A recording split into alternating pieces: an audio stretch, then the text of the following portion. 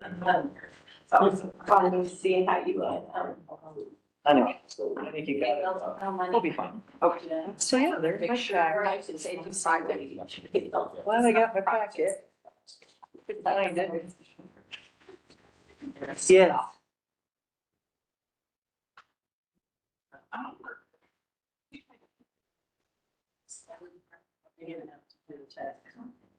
We've never raised free taxes. No, we have on sleeves. Helen. Anyway, but no, it's not. We get it out. Oh, you're good.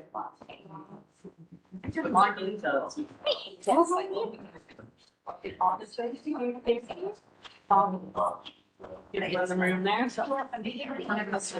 Yeah, exactly. Wow. It is. That's why I didn't call him. Rob, how are you? We're sitting there now. I know. When you have. Okay. Yes. Yeah. That's the original channel. Yes.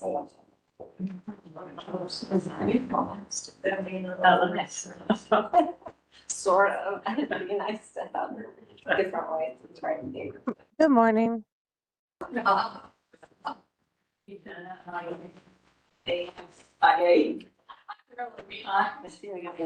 Stu's down chair. Oh, no, you're good. Beats to it. Good choices here. Did everybody get a packet that needs one? Oh, there's Anna. Is Marcy not coming today? I think she's gonna be online. Patrick Shaver will be late. Is Matt coming? I thought so, but I think he said he'll be online for sure if he can't get here. He's got the heel going. Of course, we all try to keep track of what's going on with this. Love. Okay, if anybody knows anything, share. Oh, it's crazy.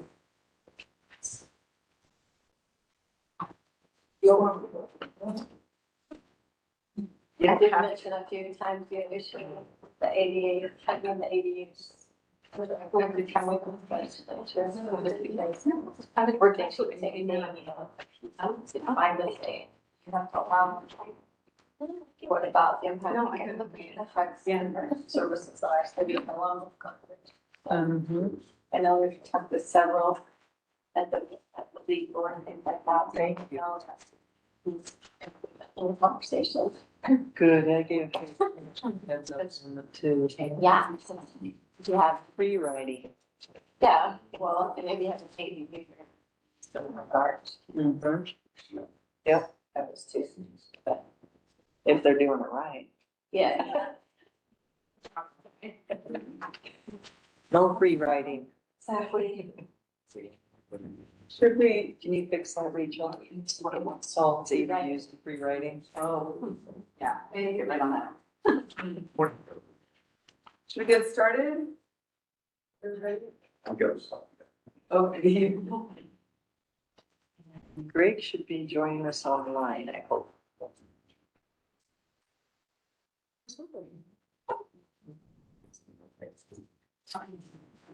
Says chair.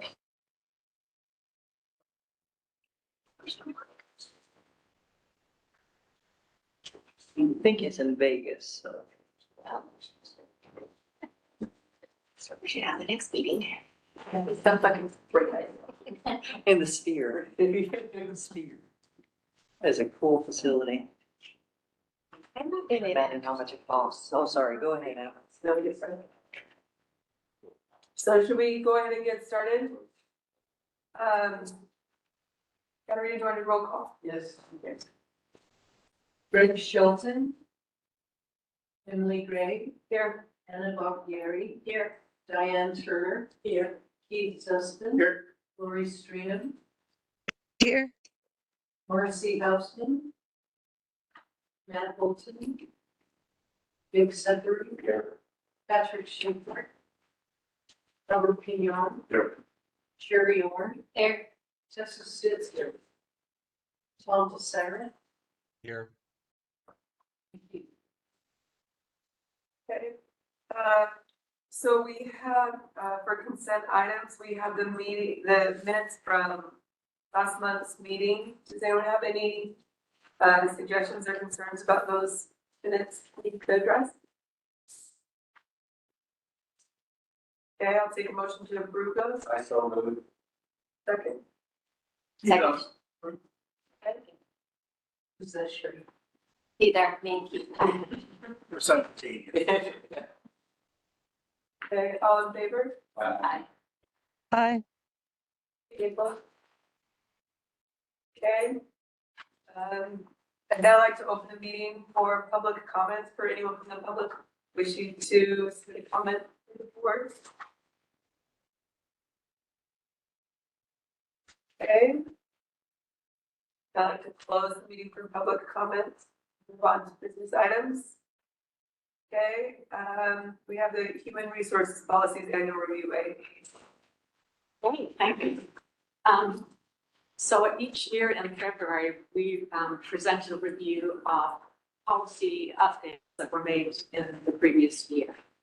Our policy handbook follows the applicable state and federal laws and the merit principles in state. And through our policy handbook, we maintain compliance for our employees. So we want to scroll down. Yeah. Okay, in February, we added or any other protected status in section 9.2, discrimination and harassment, just to allow some flexibility if the federal government adds a new protected status. Rachel? Yes. So sorry, could you speak up just a little bit? Okay. Okay. We also changed the definition or updated the definition of a merit employee. Instead of regular employee, we replaced it with full-time employee, and we did that all the way through chapter 9. We also updated disability to long-term disability. Excuse me. Number 4, we added to the sick leave policy. Of course, now we have PTO, so this one doesn't really apply, but we had added sick leave as a form of insurance to ensure pay continues during an illness or injury for the employee or an immediate family member. It's not intended to serve as a substitute for other types of leave. Number 5, in the FMLA section, we added employees who fail to return to work after the 12 weeks of the protected leave has expired will be considered to have voluntarily resigned. Number 6, in the long-term disability section, we added for clarification, an employee who qualifies for long-term disability will separate from employment with the district. Of course, long-term disability could be 1 year or 2 years, so we don't hold the position open, but that person would be able to come back, apply to come back to work. In the service awards, we added, and this is where we give a service award for years of service at Wasatch Front Waste and Recycling District, and we added years 2, 3, and 4. It had been previously 1 and then 5. And this has made a difference to our employees, the new ones. They know that they're recognized in our monthly recognition meeting, and it's kind of a nice surprise at the end of your first year to get $100.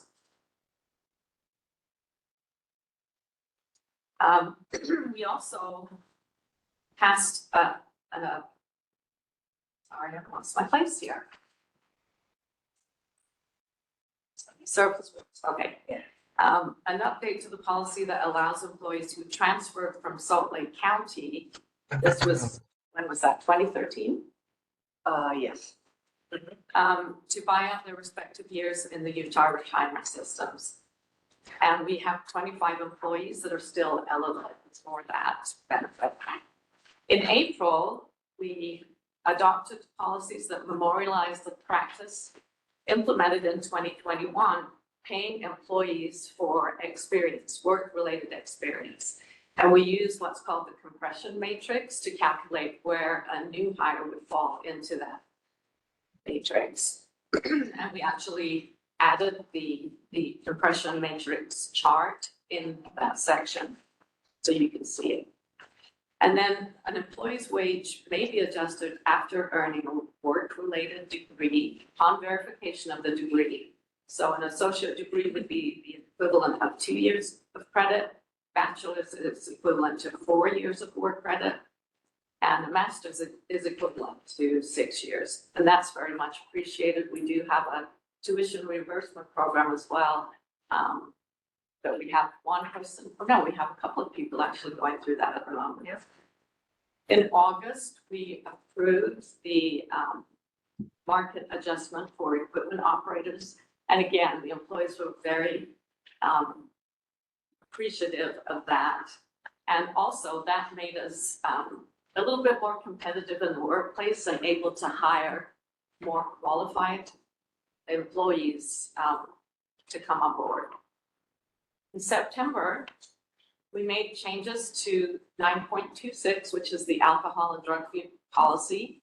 And it helped to define what we mean when we talk about zero tolerance. I've got a question to ask you. So on that reimbursement program for schooling, so do they have to stay here so long after they provide this, do their schooling, and then if not, if they leave, they have to pay it back? What is? We do have that policy. It's 1 year after. Oh, only one? Yeah. Okay, in September, as I said, the alcohol and drug-free workplace policy. So for employees that don't have a CDL for their job, they may be tested under reasonable suspicion. That's not new. But we follow the state law here.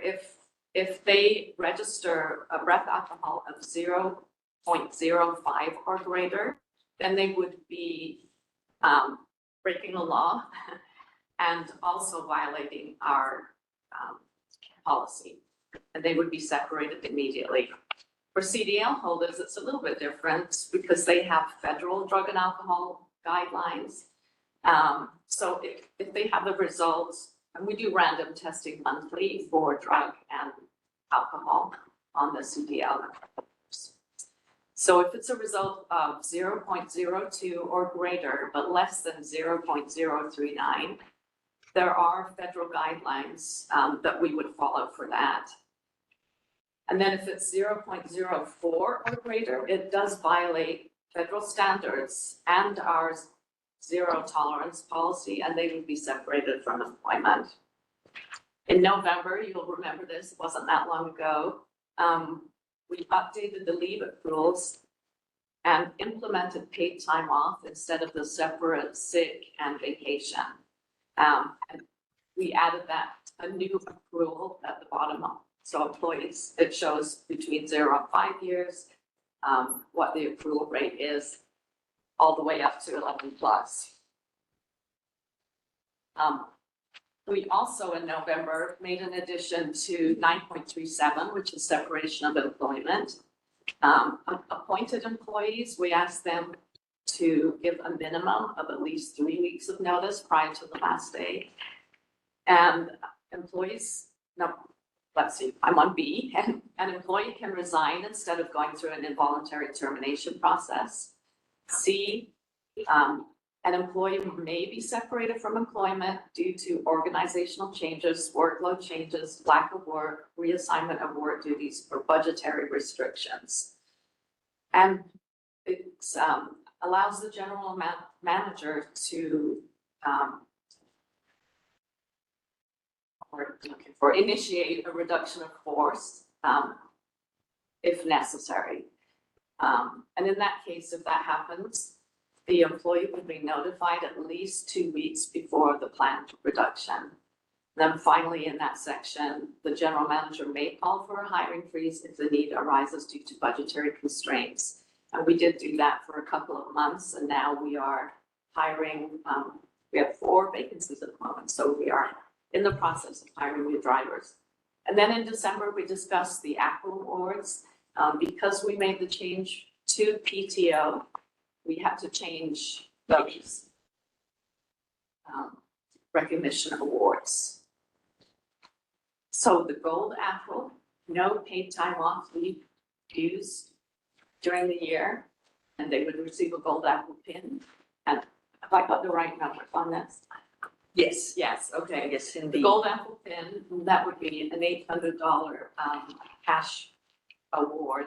And then the Red Apple, which is minimal PTO leave used for 3 days or less, and that would be a Red Apple pin and $450. I'm showing you. I brought down, there's gold and red, you can take whichever you feel that you have earned.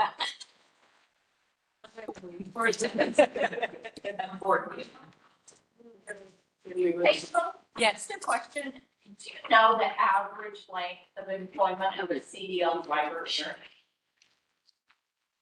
I don't know the average. We do have employees that have been here For a long for a long time, as long as If you want. we separated from the county. So, yeah. I will, Just wondering. yeah, thanks.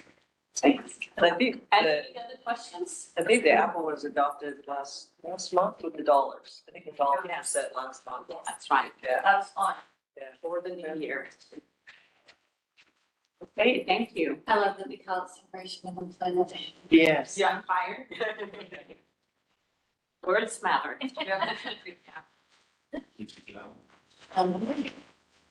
Any other questions?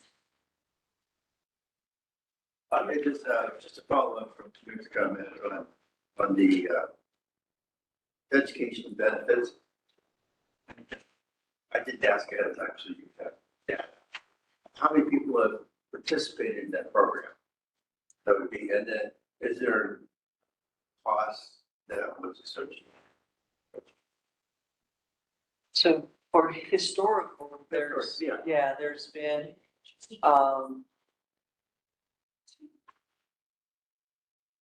at least 3 historically that have graduated. One actually did leave our organization and did have to pay back some tuition. This was years ago. And currently we have 3 people participating, but Renee was one that took advantage of that and graduated.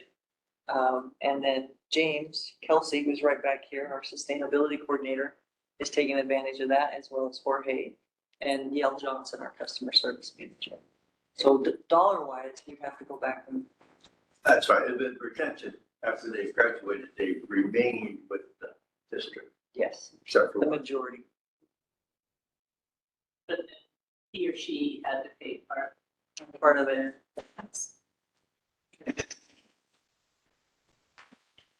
Any other questions?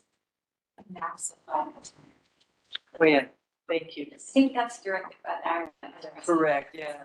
I know we talked to Congresswoman Golden's office, trying to see if we can get that. It hasn't been adjusted forever. And obviously the cost of True. Thank you for that advocacy, yeah. Sorry. And maybe go back to 13. Just thinking from a practical sense, this is Robert. In my private business, we had to give reduction of force announcements. It may not be. Does this allow general managers to let people go the day of?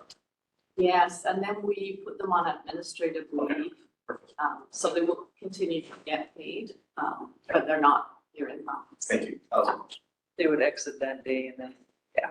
Okay. Any other questions? Okay, take a motion to approve. motion to approve. Second. All in favor? I, Aye.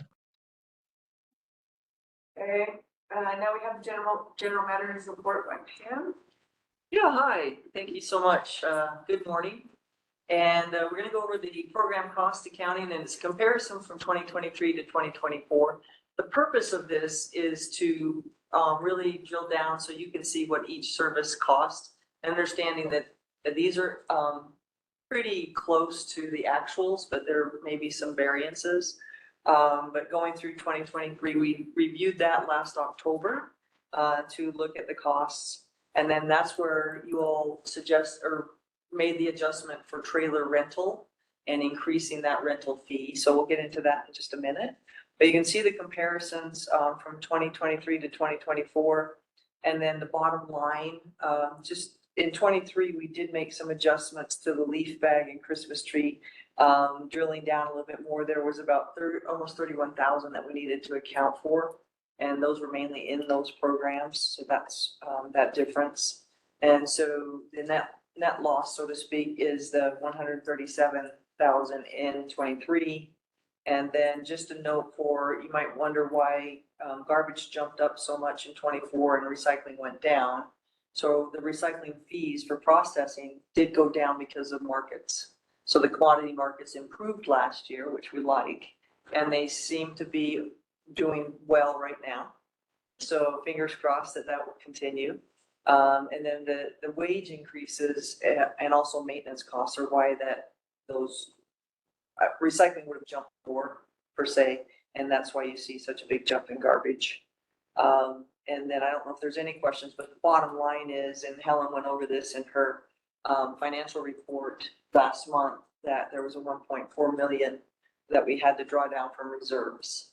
So we don't go into the hole, thank goodness. We have the reserves or cash that we draw down from. I don't know if there's any questions on that, but I have more details for trailer, unless you all have questions on the overall. Okay, getting to trailer rental, I know that this was a discussion, and then I wanted to look at what did we do in 23 and 24 as far as the number of rentals, and then the associated fees and how much did that cover.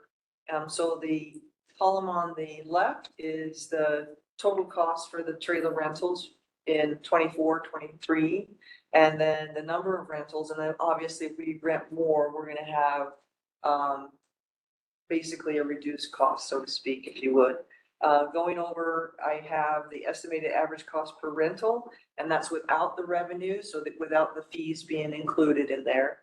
The next one is deducting the revenues, and the costs after that, and then the estimated average cost per rental with those revenues included. I hope that makes sense. We charged $190 for bulk and 50 for green. We did increase those coming into this year, and 8 for green, it is 80, and for bulk it is 40. So I did an estimated, looking at the number, on the next page, you'll see the number of green and bulk that were rented. So for that, I just took the revenues and did with the new fees. So in 24, there was 213,680 with the number of rentals, if that makes sense. So that would be the projected revenue for 25. Looking at the breakout of how many rentals per city and the type of rental, meaning bulk and green. One thing to note is looking at the percent based on the number of homes are on the left column, and then the number of rentals you can see for bulk and green. So if we look at the number of rentals per city or area based on the number of homes, it's roughly 1 to 2% that are utilizing this, but understanding there's only 14 trailers available per day. So I think if we were able to offer more, we would see more rentals, if that helps to understand. Going down and looking at city requests, we do offer our cities, if there's a need for a code enforcement issue or otherwise a cleanup, we will sponsor, the city will sponsor that trailer or container, and we provide that for them. Excuse me, do you have a large amount of calls to try and reserve trailers and they're not available? Yeah, the turn down list, right? And that's a stat that we haven't kept track of. I think it might be valuable if our team can do that. I know that there's a big influx with scrap. So trying to keep track of trailers, I don't know how difficult that would be, but I can get with Renee and Yale to find out if we're able to track down turn downs. I was just curious, because you Yeah. said that if you had, you know, probably for instance, and so what is the stat? What's the stat? Yeah. Right, just to clarify, so the turn down rate obviously is higher during scrap. But outside of scrap, is there much of a turn down? For Yeah, trailer. For trailer themselves, I can't speak. I have to find out. Yeah. And then on the city requests, you only had 8 city requested trailers For 24, for 24. that's my understanding. That's the stat. Wow. Taylorsville did at least that agree. There's at least 3 from there. I know, Copperton does an annual cleanup at their Bingham Cemetery. There's some annual things that we do with each municipality, and whether it's a trailer or a container. I know Kearns, Mayor Bush authorized, several trailers for a particular cleanup at a home. Okay, so the new cost is 240, right? The new revenue, 240 per, and, we're still, the cost is still 400. So what we're just subsidizing, $60 for each trailer. Yes. And then the trailer reservation for the outlying areas of the canyons in North County, you can see that is their scrap. So that's a 1 trailer reservation per year that's available. So those costs are deducted from the actual rentals themselves. Okay, I don't know if there's any questions. I'll just kind of breeze through. One more question. Go for it. Sorry, you didn't- No, go for it. I'm in a business where volume makes a huge difference. Yes. Drives down cost. But I'm not sure I understand how it would drive down cost to increase value. Or not even to decrease cost, drive volume. Because you're using the trailer more. So there would be more revenue coming in. So the number of rentals would help with that cost coming down. Correct, but we're Yes. still subsidizing each one. Yeah, but the subsidy, if there's more volume, at least from the stats I've been able to pull, the subsidy would come down. Right, everybody, starting using those trailers. It's hard sometimes because there's private market that they serve too. Right, sometimes there's a debate on whether or not government should be subsidizing something. Great. And I think that was part of why the fee went up. But still, okay, subsidize half of it. Pretty much. Round number half. No, you're good. Okay, so, anything else on trailers before I move along? Okay, so the, number 3, the cost savings, related to right sizing our light duty trucks. With the quality assurance, the additional quality assurance inspector position being, taken away, bottom line. That was a vacant position. There was a need to, have a supervisor's truck replaced, but rather than doing that and spending $68,000, the team with fleet wanted to right size. And so what that means is taking the supervisor's trucks and eventually phasing out 1.5 tons for those trucks to a 1 ton. And that is a cheaper cost, obviously. So the truck that was going to be replaced this year will not be replaced, and the quality assurance inspector truck will go over to that supervisor for replacement. So we're saving $68,000 this year.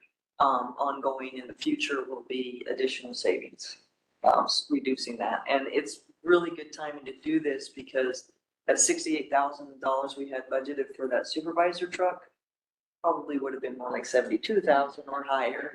So the prices just keep going up.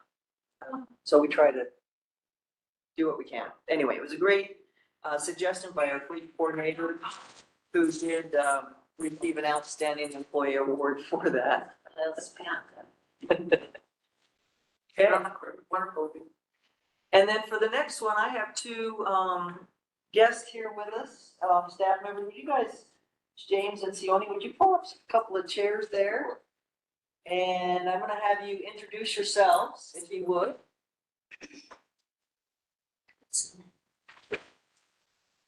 Come on up. Recycling bins. Come on up, Sione. Hello, my name is James Kelsey. I'm the sustainability coordinator. As Pam referenced, I'm one of the people taking advantage of the reimbursement, so. Yeah, and would you mind just sharing a little bit about how long you've been here and just a little bit about yourself? Yeah, I've been here 7 years now. It's been a growing experience for me, and learning a lot more about recycling. I've been here for 10 years, going on 11 at this point. I started with the carts department, had the opportunity to further my education. I got my CDL, went to a cycle truck, took a quality assurance position, lead position. Finished with one program and I'm working on another currently and got the position that I'm in now. It's been a great experience. And so I appreciate the support, just to put that on the table. Right on. Thank you. Thank you Yeah. both. So getting into recycling, let me just to say what you see before you as a stat, and these are from sample sorts. And James is boots on the ground and watches these, as well as Sione. They go to the recycling processing facility and watch this process. So if you wouldn't mind, just going for it. Yeah, so we go to what are called sample sorts. They are a tool basically for us to determine what is in our recycling cans as far as the material breakdown, and gives us, as well as the MRF, a look at those materials and the value of the materials that we're bringing in. So basically the way that works is the scale house operator at the MRF will choose a truck at random. They'll go dump it at the tipping floor in the designated area, and they'll take a chunk of every load, usually about 600 to 700 pounds, and they will move it to another area where it is picked through by hand by about a team of 5 people. They separate all the materials out into those materials, the cardboard, paper, plastic types, aluminum and steel cans. And then what isn't accepted or not on that list is what's called residue or the contamination, things that shouldn't be in the can. They then go and weigh those. We document them, take pictures of them, and we keep a running record of each municipality that they measure, and what's in the cans, what we need to improve on those types of things. So it's done monthly for each service area. We conducted 92 last year. Majority of them are through Rocky Mountain Recycling. Waste management, we don't get as many with them. We do about 2 months compared to doing every municipality, every single class. So you have this, Diane Turner, Murray City, so you have the stats for each city? Yes. Yep. And so we can request those. Absolutely. Yeah. And then in each newsletter, there's periodic times where you do report out the recycling information that goes out. In fact, by law, we're now required to provide that for you as far as what we're collecting. So, and we have and we do. And we can request you to come and provide information to our constituents, to our citizens. Sure, absolutely, absolutely. That's a big thing that I do in my position is community outreach and those types of things to educate the public and give some insight into the recycling process. So I'd love to.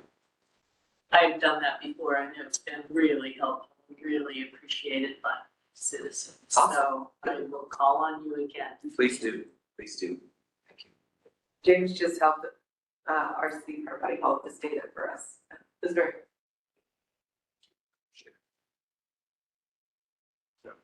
follow-up question. The trash, as far as percentages, yeah, it's just education or smarter. What is trash? So we're classifying trash as anything that is not in the above column. So the OCC, the cardboard, mixed paper, the HDP is like your natural jugs, milk jugs. Then the HDP color is the colored ones. PET is plastic bottles, like these water bottles, aluminum, tin, and then mixed plastic is the accepted items that are plastic that are more of a mixture of things like tubs, plastic containers, and those types of things. So when we give trash a percentage, we're just looking at anything that the MRF does not accept.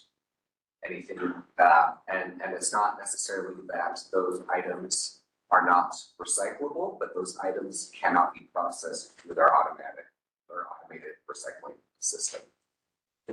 Styrofoam, thin film plastics. Yep, styrofoam, thin film plastics, scrap metal is another one that we run into a lot, or odd plastic material, because it's plastic. We get a lot of bulky, rigid plastic like pieces of playgrounds or large toys, those types. So Do you ever do kind of a reverse sort of the trash to see how much stuff that we could be recycling we're putting in the trash?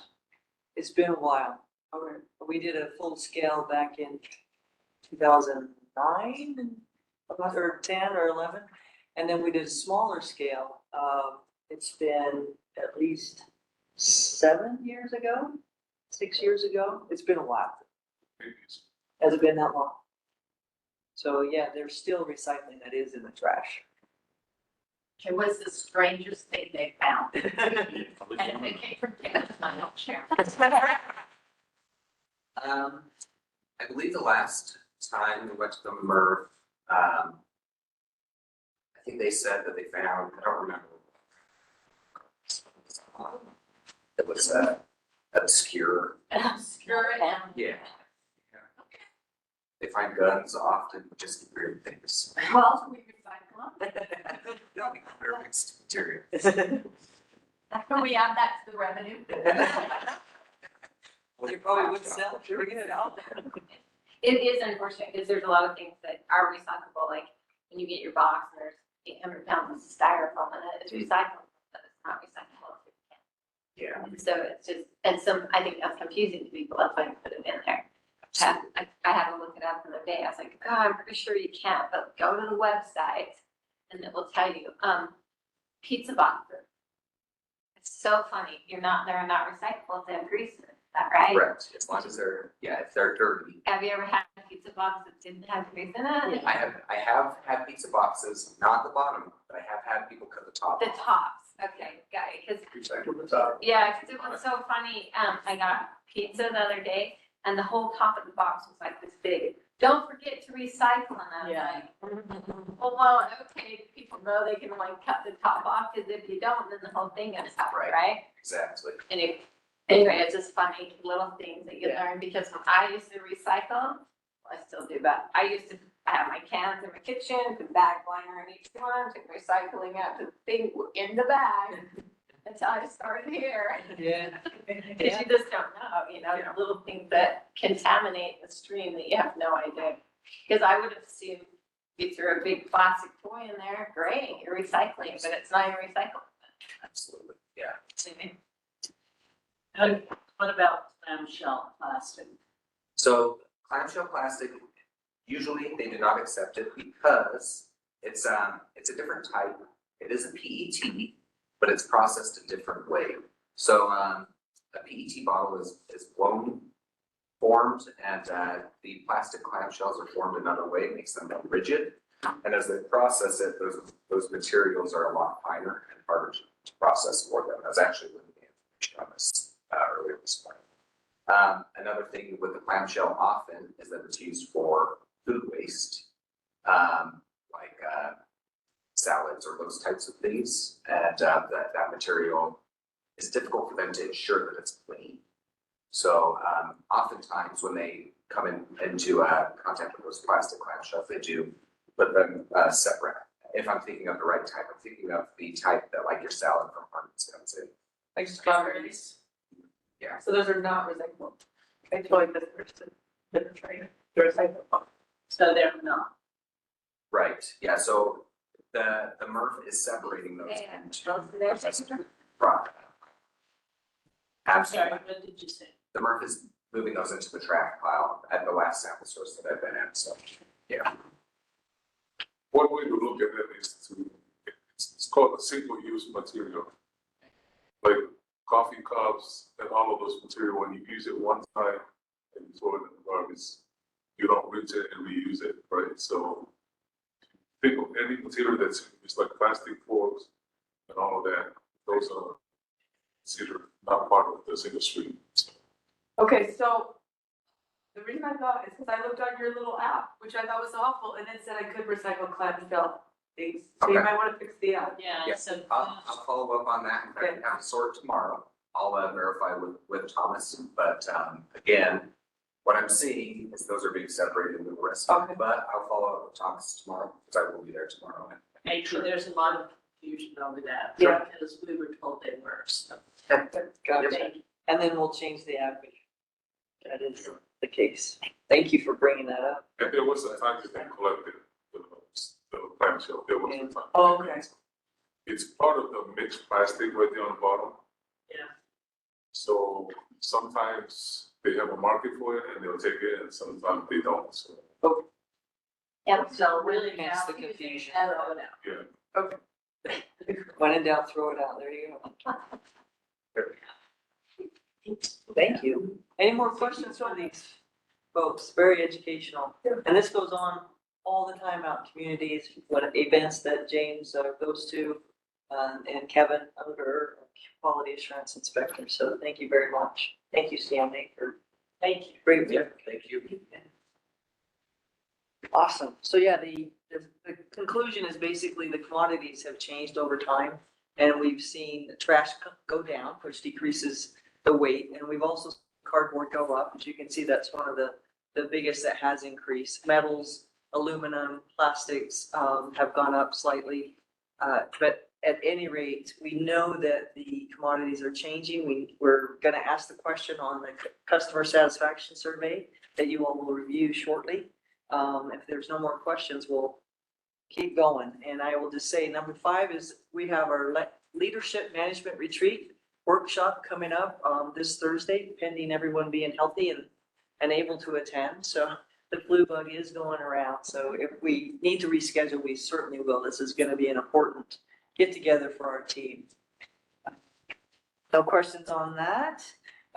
Just the things that we'll be looking at is on that next page, strengthening employee engagement and striving for a culture of compassion, respect, and development, customer service and satisfaction with excellent services. And then also we're, always looking for ways to reduce our losses, reducing accidents and incidents and injuries. And then the next one, Helen put together this wonderful graphic here for us with costs. I think it was Board Chair Shelton, who is on, by the way. I believe we had Board Member Houseman, Chair Shelton, and then also Board Member Holton, who have joined us online that weren't there before. Just wanted to point that out. So we were asked to bring back, what does the increased cost look like to move from quarterly to monthly? So Helen, I'm going to let you take this away, and if there's any questions, certainly ask at you as a board. Okay, so this is really something that you've already seen before. I believe the question was, would we bring back the actual costs before we presented it in just the increase in cost to change from quarterly to monthly, and then we also presented quarterly to bi-monthly. And at that time, I believe the board expressed a desire to go monthly. So these are the first column here is quarterly actual. So this is on a quarterly basis what the actual costs are for each item. Printing and postage is $46,304 quarterly. And then we have the payment transaction fees. And these are just the items that will increase the costs by changing the billing frequency. And then the next column is the monthly projected per quarter if we were to go to monthly billing on a quarterly basis, these would be the actual costs. And then the column after that is the increase on a quarterly basis. And this time I've also added a column for the annual increase so you can see that. But again, this is all information that you've seen, just maybe not in this quite like this presentation. Are there any questions about this, or would you like me to go into more detail? So just at the bottom, I did a little summary and we went over the benefits last month, I think it was, to talk about the pros and the cons. I think the con was, it is an increased cost. And so what does that cost look like? So if you break it out, that's $658,000 divided by 86,000 homes. It's about 64 cents per home per month increase. We don't see this alone triggering a fee increase, but along with other increased costs, and of course, yeah, that would be part of that. So I wanted to make sure I called that out so you knew. But for the security of having a steady flow of cash coming in rather than waiting for each quarter is very appealing to us. We also feel like the other big benefit for residents is this would move to other utility billing on a monthly basis and maybe able to manage that $26 a month versus $78 a quarter is one of the other reasons. I just wanted to restate that. Yeah, good job, Helen. Questions? Just to keep right, your interest is 4%. Not quite understanding. Obviously, if you get monthly billing, the cash flow is up on a steady basis, therefore interest is compounded. Not really understanding that one. Well, what that is actually the interest that we receive. Like right now, we receive 22,100 if it was 4%. This is based on the PTIP interest rate, which is a little bit over 4% now, but it was very high for a while, and now it's starting to come back down. Like 5.3, 5.4. Yeah. So at 4%, we would have received on the $6.6 million that we billed one time in a quarter, we would have received $22,100 in interest. The $51,000 includes the earlier receiving of those payments. It's the same amount that we're getting, the $6.6 million, but we've received $4.4 million earlier than we did before because we went monthly. And that would increase our interest to $51,000, which would be a $29,000 increase in interest income for a quarter. And then that would relate to $117,000 per year. That's what that line is. Does that explain it a little better? Okay. Yeah, a little bit, yeah. But I do know that they pay out on a monthly basis. And then whatever that balance is, it's going to go. Right. Right, and it will compound because we'll have that cash earlier. Yes. Any other? Go ahead. I was just trying to figure out why I didn't get a comparison of if it came in monthly, what was my interest that I accrued versus how that we're getting this quarterly basis. I don't have a true, at least from my perspective, I can't really see that it was making money or do not. Yeah, we do make more money in interest because instead of getting $6.6 million one time, 4 times during the year, we'll get $2.2 million per month. And so for a quarter, that's $4.4 million more.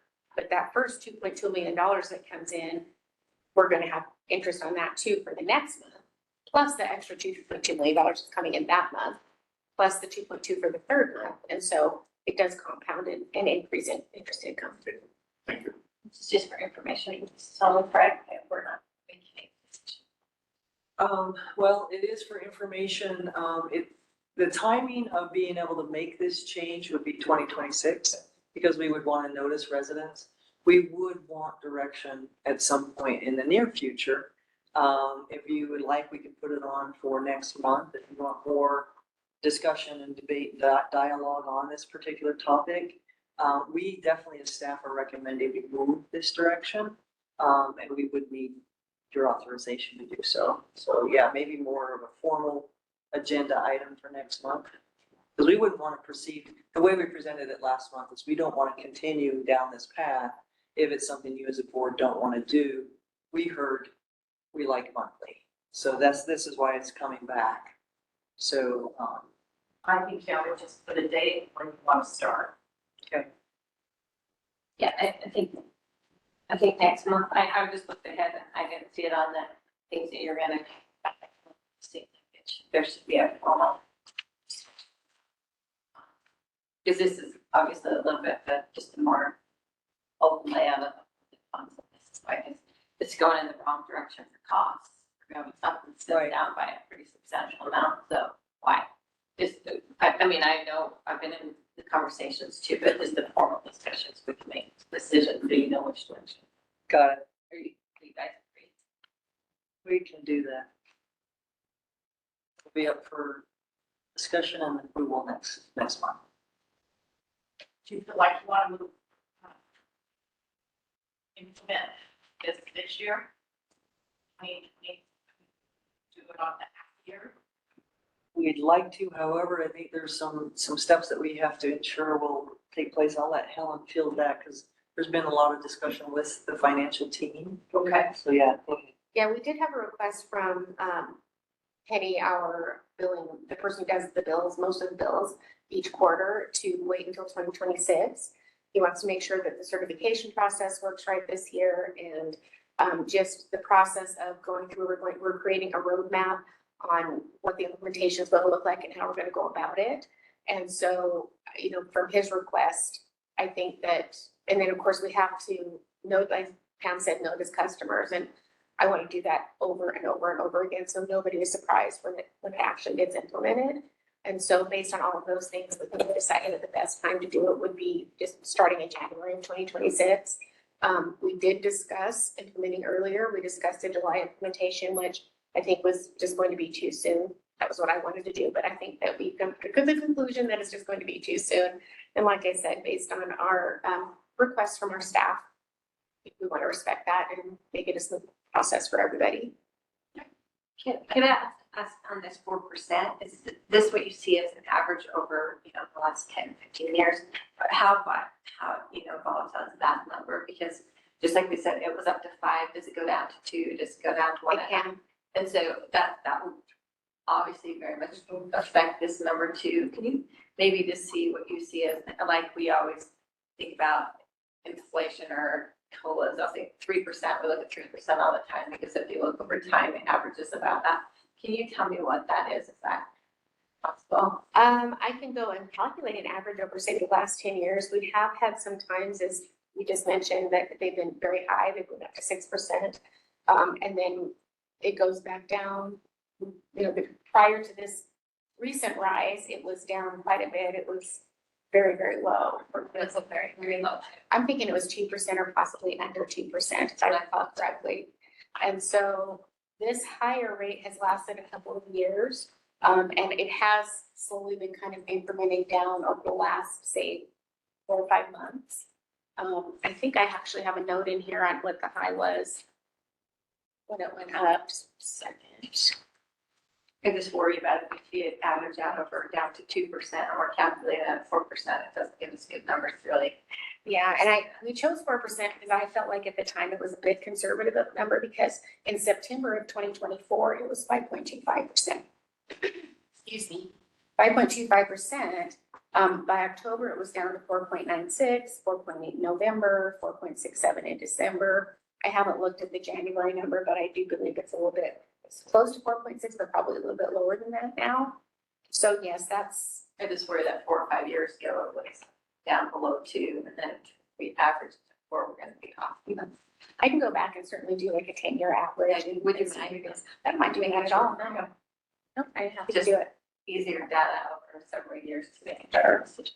It might be helpful for the upcoming discussion next month to have a brief summary of like the benefits and the costs. As we look at this, we're just seeing the costs. And I know last month, I felt like we were kind of focusing primarily on the benefits, so we could have it kind of either one presentation or like all of that, so we can assess that more holistic. I think that would be helpful. And we do have a few ideas on how to maybe reduce some of these costs and kind of mitigate that cost increase. So we can present something on TV, because we are a recycling center, and people keep voting for recycling, even though it costs them. A simple reduced recycling and cost of delivery of this go online, and I'm sure down the road, we probably won't be getting mini bills monthly. And for anyone, everything will be online. Maybe that's something we can, move toward, some incentive to just receive your bill online or just auto pay every month, an incentive. So I'm sure you've already thought of this, but Yeah, that is one of the, really mitigating against those rates that we have. okay, thank you. Any other questions on that one? Okay, we'll come back with the full scale report and more info and discussion next month. And then this is the next one for the scrap follow-up and just talking about repeat reservations. And there was the discussion that some cities or towns may want to opt out. And so we just have 2 right now that have opted out. And just to note that there aren't that many folks that were left on the waiting list for those 2 particular cities and towns. And I think everybody else was an opt-in. If I'm not mistaken, it's Taylorsville, I think, was, okay. 2, 3, 6, 7. Just want to make sure that we have the right info for, and then of course the town of Brighton and Immigration Canyon are not part of this scrap particular scheduling. They have a different, the trailer reservation. Okay. So are we good? Renee, do you have what you need? Go for it. So just to confirm, the only 2 areas that are opting out of this 3 different priority reservation process. It's complicated. That's it, right? Just confirm. We have to send files for it today, since we're done.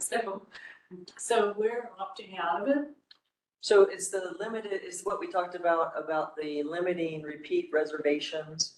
And on the waiting list for Murray, those that didn't get accommodated, there was about 2 reservations that were made last year that didn't get accommodated. So we were talking about if it ain't broke, don't fix it. But if you would like to opt in where we send the first priority to those 2 people that didn't get one, we can do that. Because You're still part of the program, it's Yeah. the process. Yeah, sorry. Just to clarify. Yeah. This is the limited repeat reservation. I apologize. Okay. Yeah. No, everybody gets it right now unless residents say.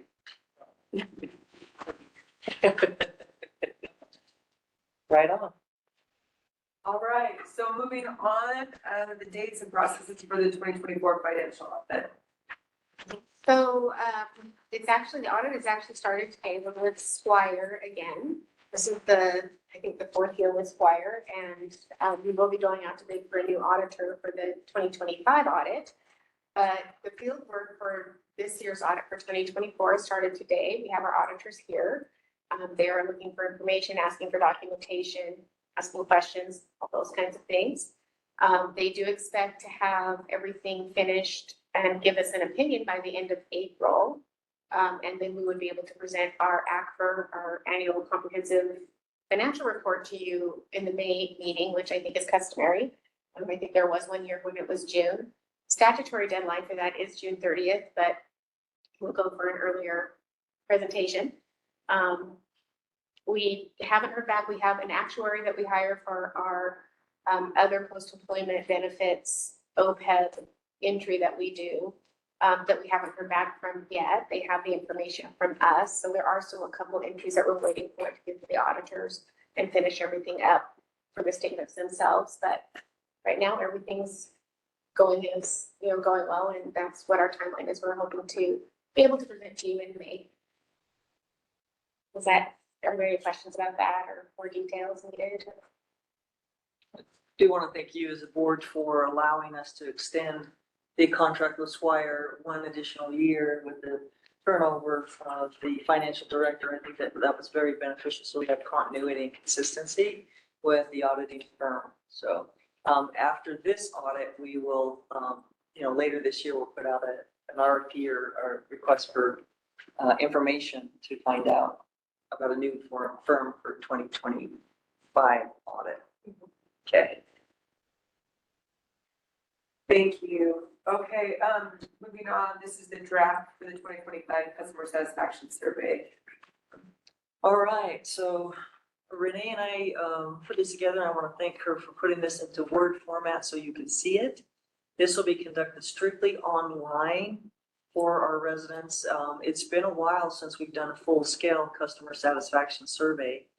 Done many ones about recycling, but this is going to be good information to find out how residents are feeling about their services. The timing of this, once you as a board sign off, we would launch this next month and have it open for about 10 days roughly.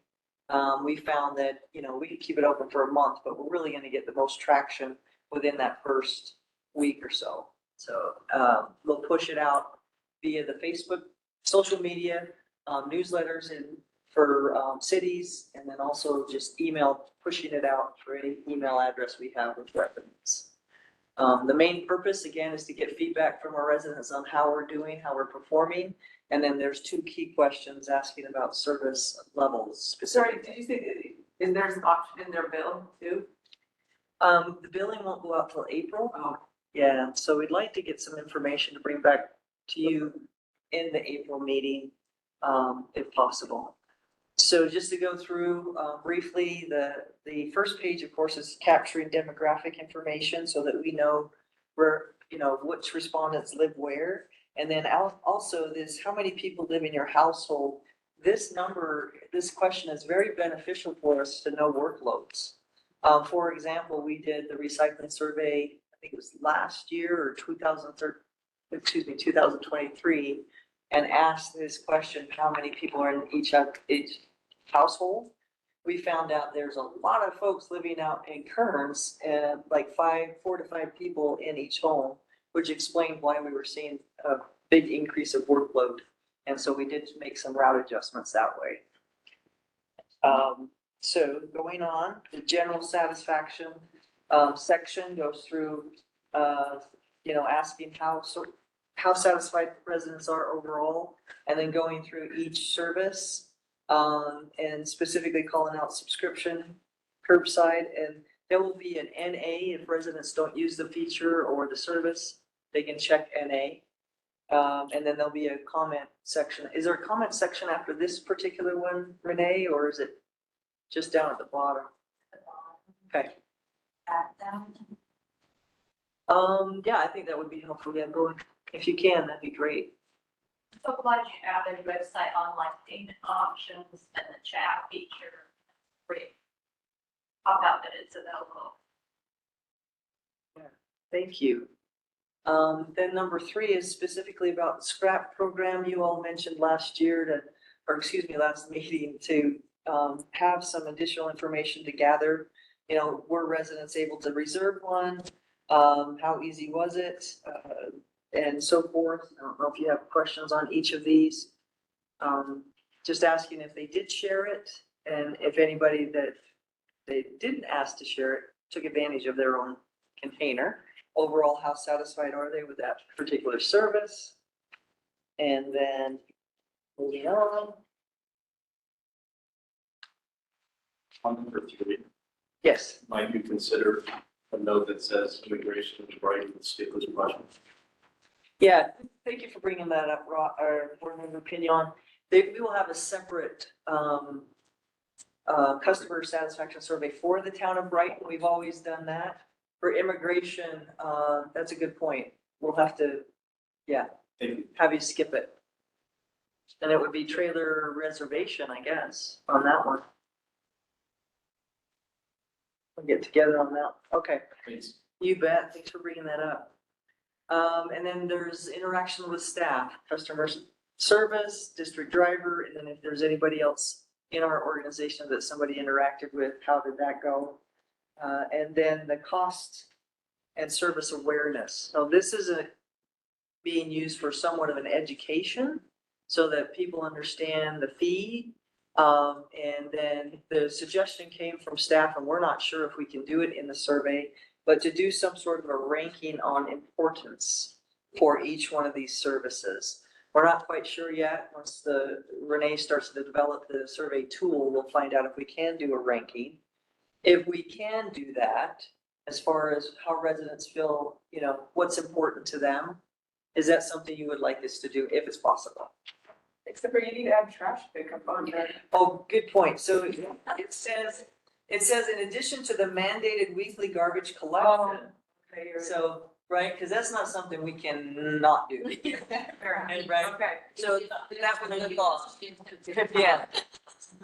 Yeah. People break out of Yeah, so that was the thought. We, as staff, had it down there first and then we put it up as, you don't really get a, you can say it's not important, but you're gonna do it for you anyway. Right. So, and then going down, and it's tricky because when we get down and drill down into even moving box collection, that's not a huge cost. That actually happens on a recycling route. So, you know, that would be included in the recycling cost itself. But to find out, do residents like it? I mean, if they can prioritize it, then we'll find out for sure. I think that's educational. I didn't Yeah. know that was an option.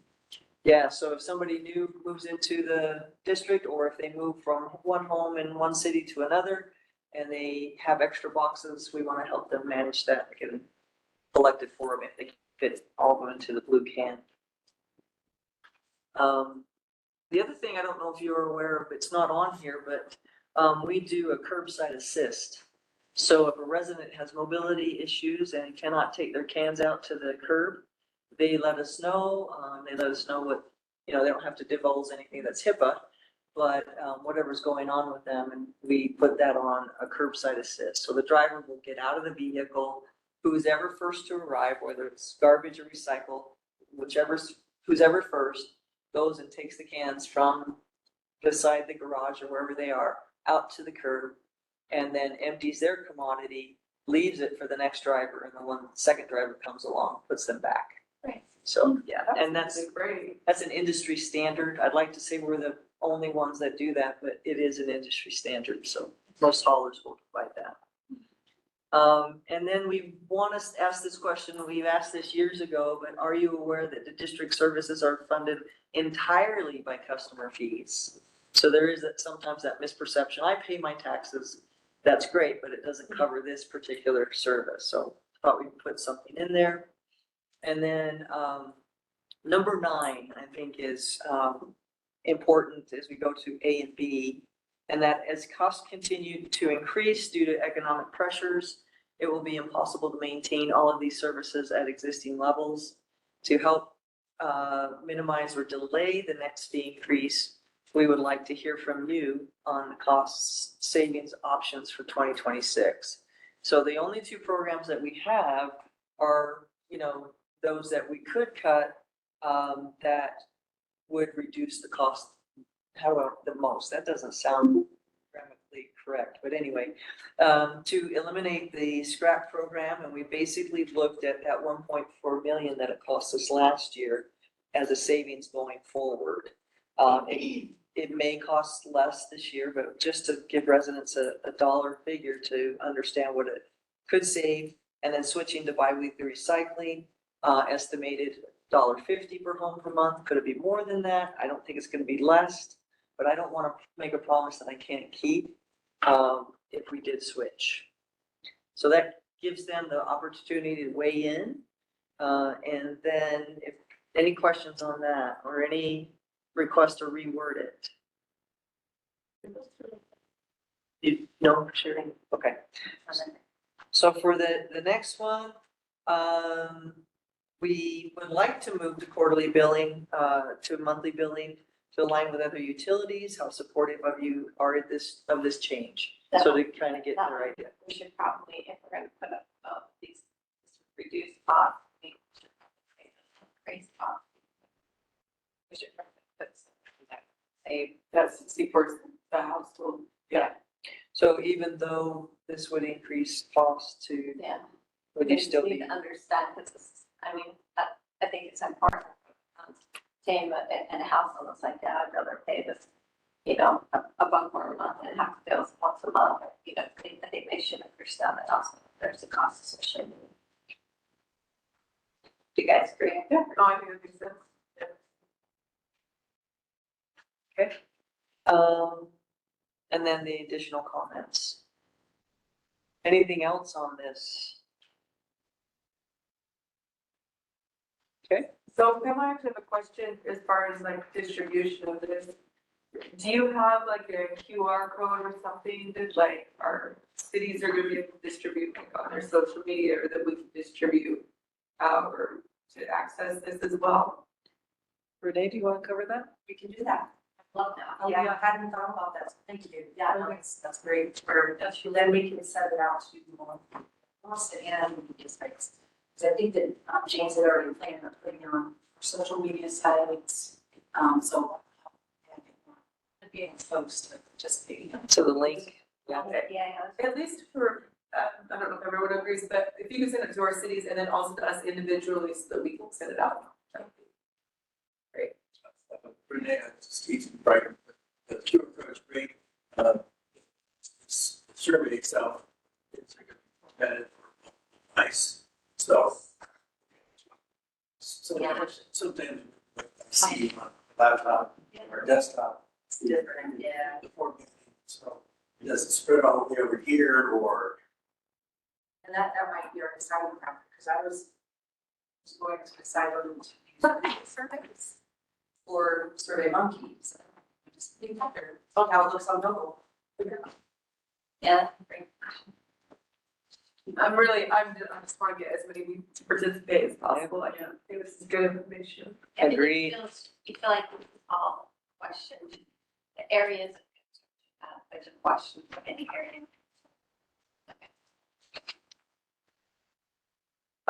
Yeah. Yeah. I was just curious. Yes. Yeah. Just seems like sometimes, it's like, oh dang, I wish I would have included that. Survey. Yeah, I can say the survey that we did in 2021 did have more details specifically about each program, like trailer rental. You know, did you rent a trailer last year? Yes, then it gives them a list of questions. If it's no, then they jump to the next. But we hired a firm to do that for us. So since we're doing this in-house, we tried to keep this as simple as we possibly could. But I think we've hit, and scrap, I think was the one that really seems to be where folks want to weigh in. So we did want to let them have that option. Yeah. If there's anything we're missing, certainly open to it. Just curious more internally, if you get concerns or comments in your customer service, and are these addressing them, you know, on the allowance for system? Yeah. Oh, good question. No. Seems so. It's generally the stuff that gets those questions. And then we get that influx of customer service calls when they get their report. That's, I get most complaints or concerns about scrap or recycling. The calls I get from council. It looks like you did it. You know, those are on. I just want to be labor that's. No worries. No, nothing else? I think it's good, what do they say, keep it simple. Yeah. That's, And we have a lot of data that you're collecting out of the able to connect with tax dealers, so we have insight into that. okay. All right, moving on, our favorite training of the year. Open and public meeting ethics act, annual training by Rachel. Yeah, thank you. So this training, as was just mentioned, you're required to do this annually. And there's several different ways you can go about getting your training. We have found that it's kind of easiest for us to just ensure that you guys get it by making you sit and listen to me do it here in board meetings. So. Thank you. Yeah, it's on this one. That's the other good thing is I can just make it sweet, simple, but alternatively, there's, you know, the online method and you can print out a certificate if we don't capture here today, but I have this outline that I just maintain about the Open and Public Meetings Act. This one was last updated last July to conform with changes in the law that were made last year. It was updated somewhat significantly last year, but I wouldn't say that it necessarily changed what we do on a day-to-day basis. It just kind of revamped it a little bit and brought it up into modernity a little bit with regards to electronic meetings. They'd always kind of mentioned it, but now that it's clearly like a everyday sort of thing with meetings to have at least partially electronic, it just kind of updated some of that language. Surprisingly, I have not seen any legislation on the Hill this year concerning Open and Public Meetings Act. Just confirmed that. Like, I'm not missing anything, right? So hopefully this will not need to be updated again this year. But yeah, I'll just go through it quickly and let me know if you have questions. This outline is specific to special districts, special service districts. There are some things that are different for cities. So if you see something that's like, oh, we don't do it that way, that might be why, if it's different than what you do in your cities. So the purpose of the Open Public Meetings Act is that the legislature wants local government entities to conduct people's business openly and to take actions and conduct deliberations openly. Obviously, that's kind of the point. The next section here has some of the key definitions. We finally have a definition for anchor location, so that when you're having electronic meetings, typically you're required to have an anchor location that members of the public can attend. You can only do a fully electronic meeting if the board chair has made a declaration that in the needs of public safety, and this is fully out of response to COVID, if there's like a public health reason that you don't want anyone to be together, then the chair can make an announcement about that that's valid for 30 days. Other than that, even if you're having most of your members online, or even all your members online, there still needs to be an anchor location that members of the public can attend. A question that I've gotten a few times is whether you are required to allow members of the public to attend online, and you're actually not. The only requirement is that they have the ability to come and listen to the meeting. Many organizations are still, just because it's so easy, they're allowing members of the public to also like log in on Zoom. But there's different pros and cons of that. You don't want them hijack the meeting or displaying things that are saying things in comments on Florida that they shouldn't be doing. It shouldn't be a free-for-all for public comment. So the online video options have some different options. Sometimes you can, keep everyone out in like just an observer category and only participants in. So there's different ways to handle that, but in any event, the new law kind of takes that into account of different electronic options. Training is required annually, as I stated. So that's why we're doing this. Next section on meetings and public notice. All meetings are open to the public unless they are closed in accordance with the law, and we'll talk about closed meetings in a second. And we'll get to practice that a couple times today, in fact. Public notice of meetings must be given no less than 24 hours before the meeting. Usually we get our agendas posted in more advanced notice than that, but technically it's a 24-hour requirement. We must have an agenda for every meeting, which provides reasonable specificity on the topics that are discussed. And in addition to noting the date, time, and location of the meeting, we're also required to give public notice once a year of our annual meeting schedule. Annual meeting schedules can be changed at any time, but it's just out there as general information of when the organization typically meets, but it's not uncommon for organizations to change a meeting here or there. Typically with a board this large, we don't do that, but when you have smaller boards, sometimes it's easy to just arrange with everyone to change the date. Let's see. At the discretion of the board chair, the public body may discuss a topic that wasn't on the agenda if it was raised by someone in the audience during the public comment section.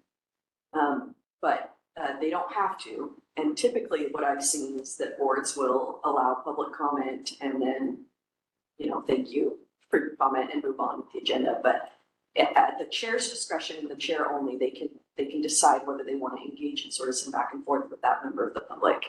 But no decisions can be made or anything if it's not been on the agenda as an agenda item. So you might want to say, okay, well, we'll put that on the agenda for next month. Emergency meetings can be held without the 24-hour public notice requirement. I actually haven't found a need for emergency meetings very much in my career. Usually we're able to get that 24-hour notice. Minutes and recordings, minutes and audio or visual recordings are kept of all open meetings. Minutes need to state, the names of who was present, substance of what was discussed and who said what. It does not need to be a verbatim transcript of the meeting word for word. And I definitely see a wide variety of how different organizations choose to comply with this requirement. Some give a lot of detail and some give less. But they're always backed up by the audio recording, and at the end of the day, that'll be your kind of verbatim transcript. Pending minutes, approved minutes, and the recordings are all public records. This is where things kind of differ between the district and the city. Pending minutes for districts must be made available within a reasonable time after holding the meeting and have a clear indication that they're not yet approved, so we'll have that draft water. I think for cities, there's a hard deadline of when you can have those available, and I don't know what that is because I'm not a city attorney and I don't follow those laws as closely. Pending minutes must be approved, which is why we do every month, we approve the minutes. Once they're approved, they need to be made available within 3 business days after the approval, meaning uploaded on the website or a public meeting or public notice website. Audio recordings simply must be made available to the public within 3 business days after the meeting. That doesn't necessarily mean that they need to be posted anywhere, but if someone were to come and say, I want a copy of the audio recording, that needs to be made available within at least 3 days of the meeting. Minutes and recordings are permanent records. So in terms of records, they don't ever get deleted. Closed meetings. So a closed meeting may be held if a quorum is present and 2/3 of the meeting votes to enter into a closed session for the purpose of discussing one of the agenda items. I typically like to have the topic still included as an agenda item, and you can do that in various ways. At least to say that you're going to be discussing a personnel matter or something like that. Even if you just list the type of closed session item it is, but you can get really descriptive and just have it as a regular agenda item and then decide to move into close.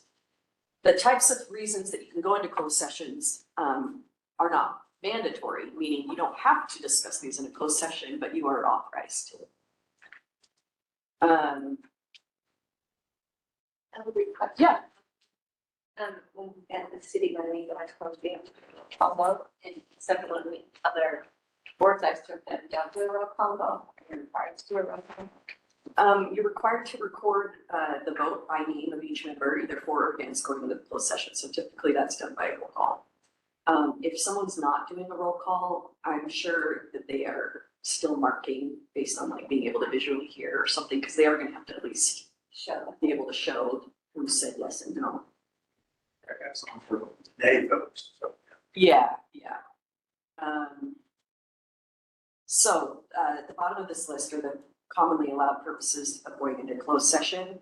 I've deleted some of the matters that are not relevant to districts, but there's a lot. The first one, discussing character, professional competence, or physical or mental health of an individual. This is one of the most commonly used. That sounds kind of ominous, but really it just comes down to personal matters. So we'll discuss personal matters in a closed session. Number 2 there, strategy sessions to discuss collective bargaining. I was just looking at that. I'm like, that's probably going to be deleted because collective bargaining is no longer allowed for employees. For the anti-union bill. So I don't know. I'm going to have to go check. No, he signed it into law. It's on Valentine's Day. it's a done deal. So anyway, I don't know. I'm going to have to go look and see if that actually got nixed or if it got missed and it's still existing in law, but in any event, it's irrelevant. So just strategy sessions to discuss pending reasonable litigation, and then discussions of the purchase, exchange, lease, or sale of real property, including water. Those are, I would say that personnel, litigation, and real property are the 3 most common reasons that I see that we go into session, but another one is discussions of security issues, and discussions under the procurement code if you're discussing submissions that have information that can't be disclosed, trade secrets, that kind of thing. So when you're in a closed session, You're still required for the most part to have an audio recording. You typically will stop the recording of the main meeting and will start a new recording. These recordings are considered protected records, so they're not made public, but you are required to have them. The only reason that they would ever come about is if there was litigation concerning what did you discuss in the closed session, and a judge could review that and find it and decide if it needed to be disclosed or if it was done improperly or something like that. That said, discussions of that first topic, that personnel matter, those do not need to have audio recordings as long as that is the only topic that was discussed during the closed session. And so you could do a closed session affidavit saying we only discussed this one item and therefore we don't need to have a recording. You'll notice that we have 2 closed sessions on the agenda today, and they are made separate for that very reason, because one of them is that category that allows you to not have a recording. So we wanted to make sure that those were very separate. I kind of already discussed electronic meetings at the outset. You're required to have a policy that allows you to have electronic meetings. That's actually been a law for a very long time, even pre-COVID, but back then it was typically, conference calling is what the thought was there. And someone wanted to conference it. And so as far as I know, every entity that I work with already had an electronic meeting policy that basically says you're allowed to. The new law says the public body may adopt the following rules, and that's all the sub-bullets there. So none of those are required, but they just kind of give some, if you want to set parameters on electronic meetings, you can. I don't believe that this organization has had issues with electronic meetings in order to meet any sort of special rules, but if you feel like things are getting out of control, you can kind of adopt some special limitations on that. Let's see what else might be interesting to you. Predetermining public body action prohibited. It's kind of obvious, but you're not allowed to make decisions outside of the meeting. And often there are attempts to, have discussions, and sometimes it's warranted. It's one of those really fine lines, because sometimes it is really useful to be able to talk with each other or and talk with each of you before, so you kind of are all on the same page. But that said, the decision has to be made in the meeting. So we want to be able to communicate outside of meetings and not violate the law at the same time. So it's a fine line. I think that we're good with that here. I don't have any concerns with how we've operated here. And then that next section on the electronic message transmission. The law has for a long time stated that nothing in the act shall be construed to restrict a member of a public body from transmitting an electronic message to other members of the public body at a time when the public body is not convened in a meeting. Historically, what we've always said with this is you're okay to email each other, and you can even send an email to the whole board. That said, again, that's one of those fine lines, and I advise don't do that if it's to have a big discussion about a topic. But sometimes you'll do that to say, if you're coordinating, when are people available to have a special meeting or something? Sometimes those kind of things happen, or you want to shoot out a flyer that you saw and send it to everyone on your board. Little things like that are going to be okay. But one of the biggest things that they don't want happening is side conversations during the meeting. So like texting each other during the meeting is prohibited. Like that's not allowed. So you can't be having secret conversations with each other. That does happen. So I haven't seen it here, but in other, yeah. Penalties. A person may be removed from a meeting if someone willfully disrupts the meeting to the extent that orderly conduct is seriously compromised. This is interesting to know because sometimes we get, and again, we haven't had this issue here, but sometimes you get some disruptive members of the public and you may feel, are we allowed to kick them out? It's supposed to be a public meeting, and the answer is yes, you can. You can kick people out if they are being just completely unruly. So luckily I've never had to deal with that, but that's technically an option. So technically, if you violate this law as a member of the public body, it's a Class B misdemeanor. That's also not something I've ever seen happen, but they want to know that you guys are taking your obligations here seriously. So, and then it has some specific rules about if someone wants to complain that something was done inappropriately or you violated the law, they actually only have 90 days to make that complaint. And then anything after that, it's assumed that the meeting is valid. So That's highly protective of you guys and what you do here. So anyway, any questions? That's everything. Thank you so much for joining. Appreciate that. Yay. Well, after we've just been thoroughly trained, yeah. Now need a motion to approve to go into closed session to discuss pending or reasonably imminent litigation. So should we do a roll call? Yeah, let's do it. Okay. Second. Gary. Sherry, or Shelton. Present. Emily Gray. Yes. Jenna Barbieri. Yes. Diane Turner. Yes. Keith Sussman. Yes. Lori Stringham.